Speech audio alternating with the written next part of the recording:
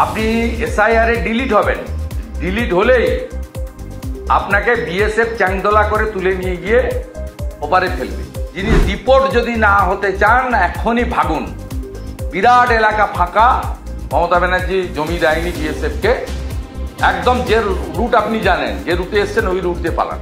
এটাতেও ওদের কোনো চালাকি চলবে না, চালাকি চলবে না বলেই প্রথম বলেছিল এসআইআর করতে দেবো না। আপনারা পুরনো ভাষণগুলো কেন শোনাচ্ছেন না? 21শে জুলাইয়ের ভাষণ কেন শোনাচ্ছেন না?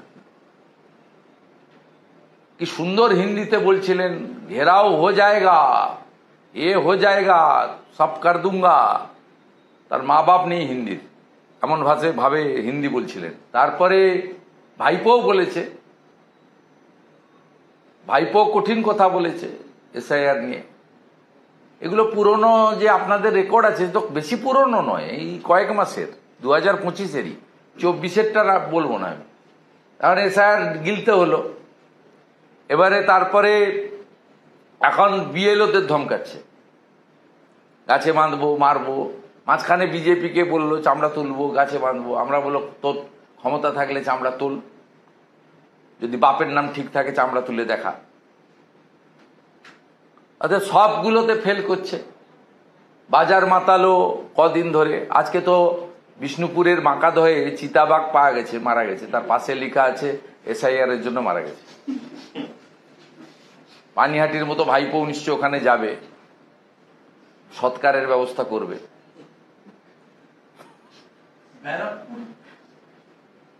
এখানে যারা আছে এ কমপ্লিটলি, ওখানে মোল্লা ইউনিস যা, এখানে খালা মমতা তা, একদম সেম।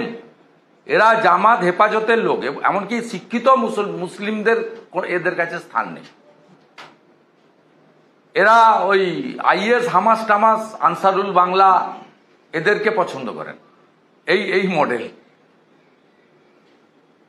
বুঝেছেন? অর্থাৎ স্বাভাবিকভাবে Sardar Vallabhbhai Patel, run for unity, একতা দিবস পশ্চিমবঙ্গে সরকারিভাবে পালিত হবে না, এটা স্বাভাবিক। তারপরে তো একটা অবক্ত যন্ত্রণা আছে।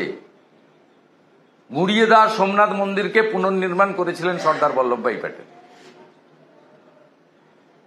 অতএব একটা তো ব্যথা আছে যে একটা প্রো হিন্দু, অতএব তাকে সম্মান দিলে যদি আমার ভোট ব্যাংকে আঘাত আসে। হিন্দুদেরকে আমরা আশ্বস্ত করছি, সিএ ক্যাম্পে গিয়ে অ্যাপ্লাই করুন। বিপুল সংখ্যক হিন্দু এসেছেন 2002-এর আগে, তাদের নাম ভোটার লিস্টে আছে। আর আরো কিছু সংখ্যক, কয়েক লক্ষ হিন্দু এসেছেন 2002-এর পরে। তারা সিএ ক্যাম্পগুলোতে গিয়ে অ্যাপ্লাই করুন। মাননীয় প্রধানমন্ত্রী, মাননীয় স্বরাষ্ট্রমন্ত্রী তাদের জন্য আছেন। ইলেকশন কমিশনের গাইডলাইনে সিটিজেনশিপের ব্যাপারে ক্লিয়ার বলা আছে, তারা দেবেন। সিএ অ্যাপ্লিকেন্টরা তাদের নাম উঠবে কিনা এটা এমএইচএ ঠিক করে, এটা ইলেকশন কমিশন ঠিক করে না। অর্থাৎ এটা নিয়ে কমিটেড আমাদের দেশের প্রধানমন্ত্রী এবং স্বরাষ্ট্রমন্ত্রী, কমিটেড। আমি তাদেরকে অনুরোধ করব, কারোর কথা শুনবেন না। ইতিমধ্যে যারা কয়েকশো সিটিজেনশিপের সার্টিফিকেট পেয়েছেন, মানে আমাদের হিন্দু শহীদ বিটার অধিকারী স্ত্রী সহ, কারোর কোনো ক্ষতি হয়নি। 20-25 হাজার 30 হাজার অ্যাপ্লিকেশন হয়েছে, তাদের কোনো চাকরি বাকরি, পেনশন, ভাতা, সামাজিক প্রকল্প, রেশন কোথাও কোনো ক্ষতি হয়নি, তাদের কিছুই ফ্রিজ হয়ে যায়। যে কনফিউশনটা তৈরি করেছে তৃণমূলের ইকোসিস্টেম, এটাতে বিশ্বাস করবেন না। হিন্দুরা কমপ্লিটলি বাংলাদেশ থেকে ধর্মীয় কারণে এসছেন, they are totally protected by the union government. আপনারা অ্যাপ্লাই করে দেন, গিয়ে অ্যাপ্লিকেশনটা হাতে রাখুন, গ্যারান্টার বিজেপি, আমরা আছি। আর নিউ মার্কেটকে যেমন ফাঁকা করে দিয়েছি, আরো দলে দলে পালান। 3টে কথা মাথায় রাখবেন, ইংরেজি তো বুঝে না ওরা, ইংরেজি বুঝে না, বাংলাও জানে না, নাম লিখতে জানে না। তা 3টে কথা বাংলাদেশের মুসলিম অনুপ্রবেশকারীরা ইংরেজি তর্জমা করে নেবেন কোনো বর্ডার এলাকার তৃণমূল নেতার কাছ থেকে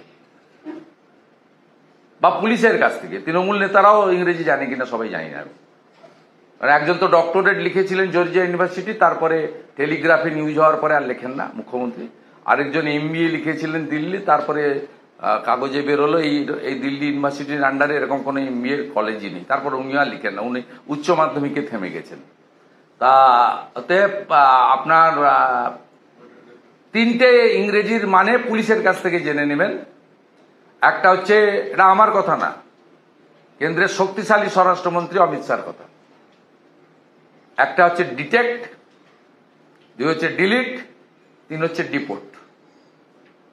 আপনি এসআইআর এ ডিলিট হবেন, ডিলিট হলেই আপনাকে বিএসএফ চ্যাংদোলা করে তুলে নিয়ে গিয়ে ওপারে ফেলবে। ওপারে যদি ফেলতে না পারে সুন্দরবনে অন্তত নামিয়ে দিয়ে যাবে। তারপরে আপনি কোন দিক দিয়ে যাবেন, সাঁতরে যাবেন না নৌকায় যাবেন, আপনি ঠিক করবেন। অতএব এই তিনটে জিনিস ডিপোর্ট যদি না হতে চান এখনই ভাগুন। বিরাট এলাকা ফাঁকা, মমতা ব্যানার্জি জমি দেয়নি বিএসএফ কে। একদম যে রুট আপনি জানেন, যে রুটে এসছেন ওই রুট দিয়ে পালান। আমাদের ভিডিও ভালো লাগলে লাইক এবং শেয়ার করুন। কমেন্ট সেকশনে গিয়ে জানান আপনাদের মতামত। আরো ভিডিও পেতে আমাদের চ্যানেল সাবস্ক্রাইব করুন এবং প্রতি মুহূর্তে খবরের আপডেট পেতে প্রেস করুন বেল আইকন।